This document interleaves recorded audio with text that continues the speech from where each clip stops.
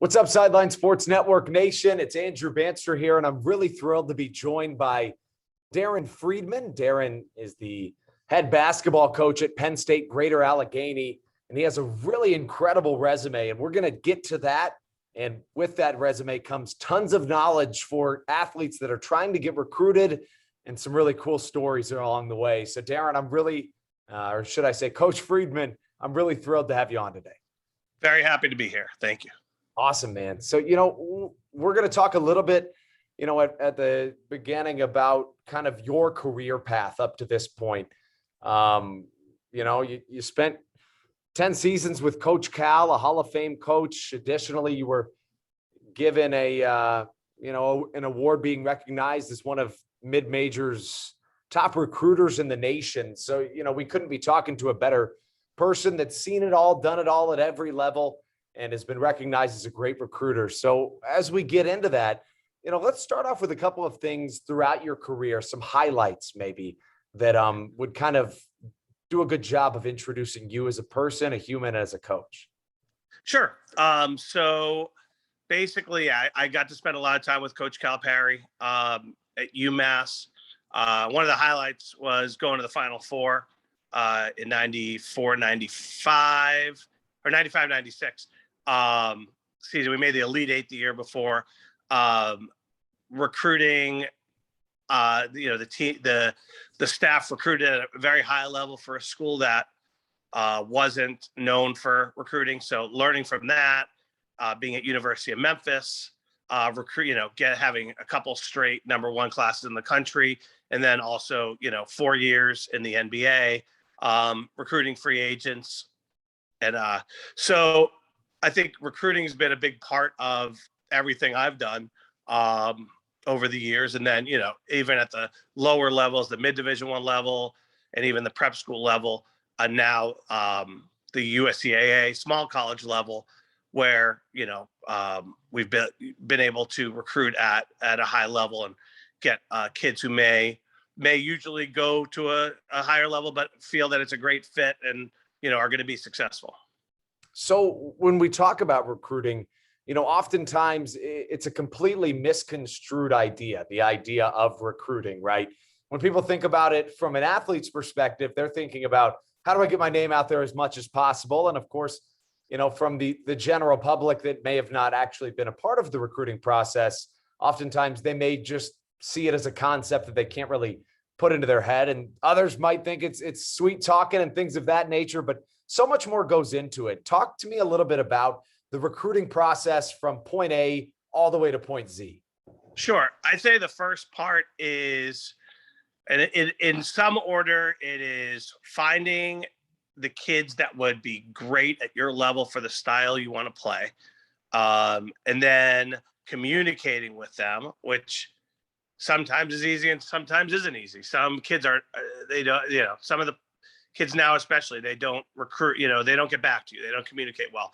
But then once the communication starts, it's then building the relationship with the player, with the family, and then going from there. And that's at any level, making sure that, if the parents are involved, which most are, that they trust that you and your staff are going to, take care of their kid, whether he's a starter or whether he's the 15th guy on the varsity team or whether he's the 15th guy on the JV team, that you're still going to look out for him and make sure he's taken care of. So then when we talk about it from an athlete's perspective, oftentimes I find and talk to a ton of athletes. In fact, I know that even when I was in high school in the recruiting process myself, I felt this way, and I know a lot of people do. Sometimes athletes feel stuck in the recruiting process. They're getting blown up in their emails and seeing it all over. Emails when I was in high school, it's probably all over social media today, from the NCSAs of the world and these recruiting companies that tell you, if you pay us $1,000, we'll get you D1 or whatever it is.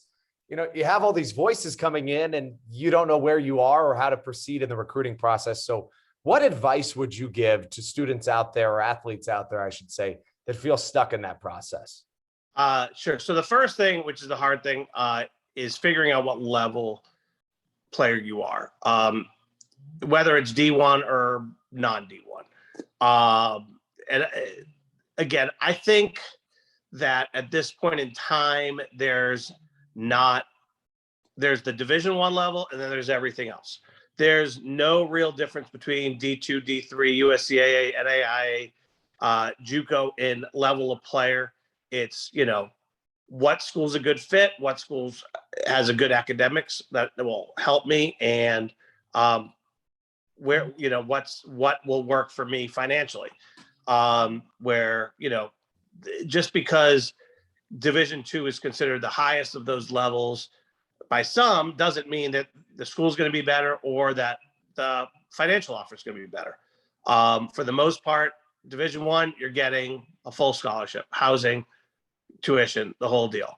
But after that, anybody can beat anybody for a player, and anybody can beat anybody. Like my school's USCAA, we're going to probably play 3 Division I games this year, at least 1, maybe 2 NCAA Division II games. And then we'll play, an NAIA school in Miami, go for a little vacation after finals, before Christmas break.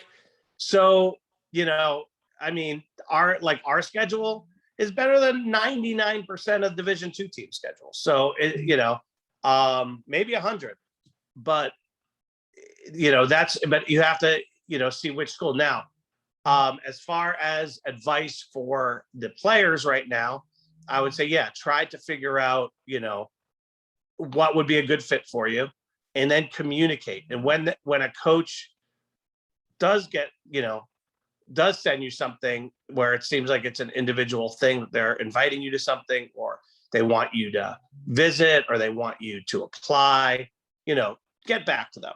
That's the worst thing. Even if you don't totally think that if you think you're above that level, that's the hard part. Just still pursue it, because in the end, you may not be above that level. There were the lowest number of high school kids going Division I and ever, probably since, Division I's been, more than like 60 teams. I mean, there are just, beside the top, like, couple hundred players in the country, not a lot of high school players went D1. A lot of D1 schools chose to take the transfer route, and then everybody got another year of eligibility. So basically recruiting their own players. So there just weren't. So now you have a lot of high school kids who went to prep school, who don't have much of an option, now have to choose a different level. So make sure you communicate, stay in communication, and make it appropriate communication as well. The whole, until you have a relationship with a coach, it should be a little bit more formal. And then, just, I'd say there's good communicators and there's bad communicators, but I could go on for that for a while. And then also make sure that you have a good highlight film, for a couple of minutes of highlights. And I could go on about highlight films for a long time too, which I'm not. If you want me to, I will. But that's kind of my advice. Make sure you're communicating. And then if you can get to a college campus that might be of interest to you, get to that college campus, go visit, let the coach get to meet you individually, not just through email or through text. I could tell you, we're doing like the way for us to recruit, because COVID and everything, our recruiting budget's not very much right now. So I'm running showcases at our school, which kids could come. We do basically a visit that day. We bring them on campus. They have to pay a little bit, because we're gonna give them a tour. We're gonna give them T-shirts. We're gonna give them food. They get to meet with the coaching staff, work with the coaching staff on the court for 3 hours, play. We put everything on Baller TV so they can use those highlights for other schools as well, and we invite other schools as well. And then when a kid's like, and I did 6 dates between August and October. When a kid who lives an hour from here says, "Oh, none of those dates, I'm not gonna, those dates are tough. I can't do it." So I'll do everything, but and then the best one is when a kid's like, "Listen, I just want an opportunity, coach. I'll do anything." And I said, "Okay, well, get up here one of these 6 dates come. I can't do that. None of those work. I'm like, well, what do you want? Like, what do you want? So what do you want me to do? Just to guess? Like, so that's, I would say, get to college campuses if you're interested in the college. So you touched on the highlight reels, and I would like you to expound on that if Sure. you're interested. I think that's the biggest part of the recruitment process, arguably, or one of them, right? Yes. Okay. So here's my 30 seconds on highlights. Okay. If you are trying to win an Emmy for cinematography, basketball's not your thing. Okay. Because I can tell you that I've seen so many highlights where people send me where the first minute is just pictures and them drinking Gatorade and slapping five and maybe shooting a free throw. And I'm like, well, I've just spent 2 minutes. I only had 2 minutes. Right. So that your 2 minutes were of handshakes. So how am I supposed to know if you're a decent player? So get right to it. It doesn't have to be forever, but get right to it. Nobody needs the intro. No college coach has the time to watch movies. We just want to see 2 minutes of your highlights. Like, show me in 2 minutes what you do well, because that's what I got. I don't have more than time. I went, like, just for this interview, I went from a meeting to setting up a tournament thing to this. And then I've got 3 more things before I have to go to a tournament. We don't have time for all that. So yeah, just get to the point. Right. Lastly, and to that point, I very much respect your time and don't want to take up too much of it. I'm not saying for you to get to the No, I point. know you're not. No, I didn't take it that way at all. No, I didn't take it that way at all. Yeah. No, not at all. But what my next question is really about Coach Cal and working under him and kind of how that helped you in your career, in terms of learning things from one of the greatest coaches, recruiters, in terms of a level of charisma and swag. He kind of has it all. What are some things that you took away from your time with Coach Cal? So on the basketball side, I would say, just he's got the whole package. There's not a ton of coaches have it all. Some coaches, sorry about that. Some coaches can recruit, but can't do X's and O's. Some can do X's and O's, can recruit, but can't, teach guys on the floor. He's got all that. Plus, he's fantastic on a visit. He's that, but also the thing that not everybody knows, he's a great person. He really, takes care of, his people, his staff. I'd say it was an honor to work for him. I tell people working for him for all those years was, and while I was there, I went to law school and graduated law school, but I said, it's like if I was going to be a doctor, going to Harvard Medical School, working for him for all those years. you stay on time, you have an assignment and there's no, you can't say no, and you can't come up with an excuse why you didn't do it. You just get it done. If my job was to, set up the locker room for, 2 recruits, and they, and he would have gotten there, if he would get there and the locker room wasn't set up, or it was, to make sure that I got, called 150 high school coaches to make sure they came over for something, or, whatever it was, it had to get done. And there was no, well, I had this or I had this come up. And that's, and that it's a good lesson to teach, your players too.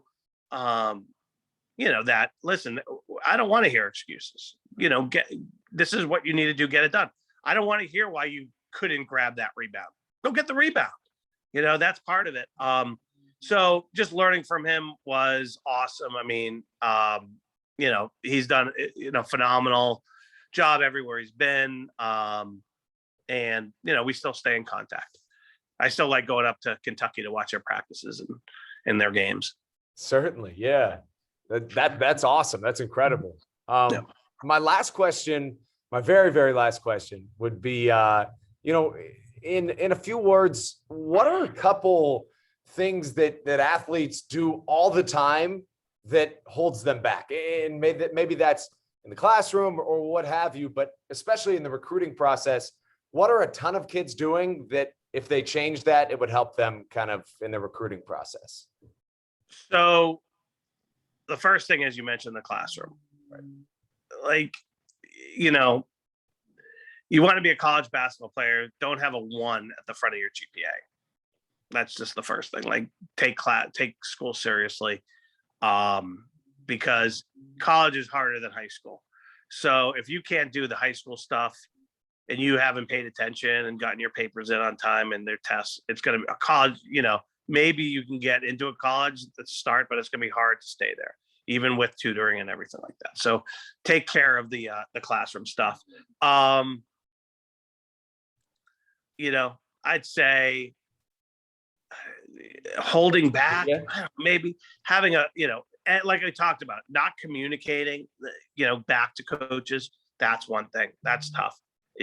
I can tell you that I still have my email address from the last college I was at, which was, a year ago. And I still get those emails, and kids don't necessarily know I switched colleges a year ago, and I'm getting an email back from someone I sent an email to a year and a half ago saying, "Hey coach, sorry it took me so long to get back to you, but are you still interested in recruiting me?" I'm like, well, I was interested a year and a half ago.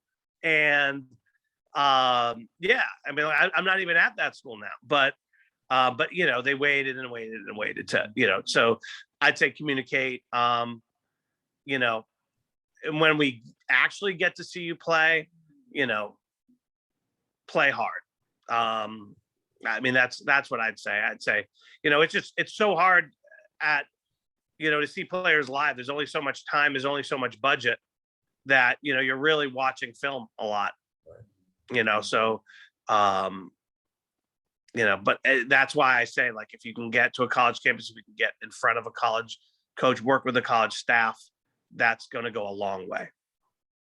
Well, Coach, I can't tell you enough how much I appreciate, you coming on to talk with us today. I wish I could have seen this when I was in college. And I hope that it helped everybody out there. Again, I just wanted to say thank you so much. Could I make a quick plug on my program? Yeah, please. All right. So I am the head coach at Penn State University, Greater Allegheny. So we are one of the Penn State campuses. We're not the Big Ten school, but you come on our campus and it looks like a major school. We have got a really nice medium-sized campus. We've got Division I type athletic facilities because it's Penn State. Everything's first class. So I hired my assistant, who's going to be named here in a couple of weeks, and he played Division I, and he said, this gym and this weight room are better than our gym and our weight room at the Division I school. So when I brought him on a tour. So basically we've got those level facilities. We've got a Penn State education. You graduate with a Penn State degree. And so it's a 4-year school. However, there is an option in some programs where you do 2 years at our school, our campus, and then 2 years the big Penn State. You're not guaranteed to play basketball there, but some kids who do like athletic training and other stuff want to do that. They can. So you can use it kind of like a junior college if you need to, but mostly I'm recruiting for 4-year players. But yeah, we've got a lot of great things. So if you are looking for college, I'm easy to get a hold of. So Coach Daryn Freedman, Penn State University, Greater Allegheny. You can just go online, find my phone number, find my email, and I'll be doing 6 recruiting showcases starting July 31st through end of October. So if you want to come up and have us work with our staff, and we'll tell you what level player we think you are too. If you're a Division I player, we're going to tell you, listen, you're a Division I player. I'll help you find a Division I school. If you're not a Division I player, then I'm going to and you're right below it, I'm probably going to be recruiting you hard. Certainly. Yeah. That sounds like a fantastic opportunity. I think that anybody looking for a basketball scholarship or collegiate opportunity, I totally agree. And I especially agree with I think that oftentimes to kind of one of your points earlier, not to go on, but, oftentimes I think people see labels and nothing past that. Right. So like I played Division III baseball and I saw it firsthand as myself, there's not a ton of difference in anything outside of Division I, but not to go on, but I very much, enjoyed this conversation and, Sure. and appreciate I've got one more thing for Please. recruits, though. Yeah. Do this stuff early in your senior year, okay? Because we have a lot of scholarship money that we have that Penn State that gives us to give out, and you have to qualify for it. You have to be a decent student to qualify to get it. But kids who are applying in July of after their senior year, after their post-grad year, it's tough because they don't have that as much money. Anymore. We can't give what we could give out in December and January. So make sure, don't wait it out, start applying, make sure your FAFSA is done, get all that stuff done early. And then basically just find coaches. Can you just find coaches' numbers online? And reach out to them like that? I think at the lower levels, I put my cell phone on as instead of my office. I don't even know my office phone number, to tell you the truth. I tell them to put my cell phone on the website. So if a recruit wants to call me, anybody who's calling me in my office should just call me, a cell. So I don't even have them put my office number on there because, I don't know the number. So. No, I hear you. That's all incredible information. Well, it's been awesome talking with you today. Again, you can find Coach Freedman on Twitter. You can find him online if you're looking for his contact information, and make sure you check out his showcases. Thank you so much for joining us here today on this episode of Sideline Sports Network. Thank you. All right. We'll see you soon. Thanks, man, so much. Have a great day.